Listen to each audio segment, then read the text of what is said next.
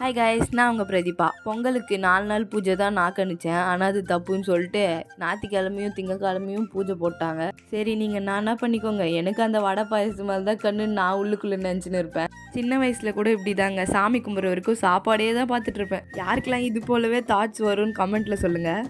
எல்லாரும் வயசாகிட்ட பிறகு காசி ராமேஸ்வரன் சுற்றுவாங்க. ஆனால் நான் இப்போயே ஸ்டார்ட் பண்ணிட்டேங்க. நான் ஸ்டார்ட் பண்ண ஜேர்னி உங்களுக்கு காட்டலன்னா எப்படி? நீங்கள் நினைக்கிறது எனக்கு புரியுதுங்க. ஒரே விஷயத்த வேறு பேரில் மாற்றி எதுக்கு பண்ணணும் தானே கேட்குறீங்க. இதை நான் எங்கள் அம்மாகிட்ட போய் கேட்டால் திருவிழாவுக்கு போடுற மாவிளக்கு என் மண்டியில் போட வாய்ப்பு இல்லைனால நான் எதுவும் பெருசாக கேட்டுக்கிறது இல்லைங்க. ஏன்னா இவங்க மத்தியில் என் உசுரை காப்பாற்றுறதுன்றது பெரிய விஷயம். அன்றைக்கி பேக்ரவுண்டில் நான் நின்று காமெடி பண்ணியிருந்தேங்க. அதனால தான் எங்கள் அம்மாவும் கூட சேர்ந்து காமெடி பண்ணியிருந்தாங்க.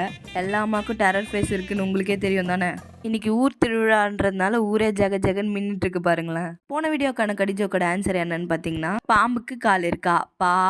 இம்பு பாம்புக்கு கால் இருக்கு. கரெக்டா ஆன்சர் பண்ணது ஹரிபிரசாத்ன்றவங்க. கங்க்ராச்சுலேஷன்ஸ். இன்னைக்கான கடிஜோக்கு என்னன்னு பார்த்தீங்கன்னா, எலிக்கு முன்னாடி இருக்கும் புலிக்கு பின்னாடி இருக்கும். அது என்னன்னு கமெண்ட்ல சொல்லுங்க.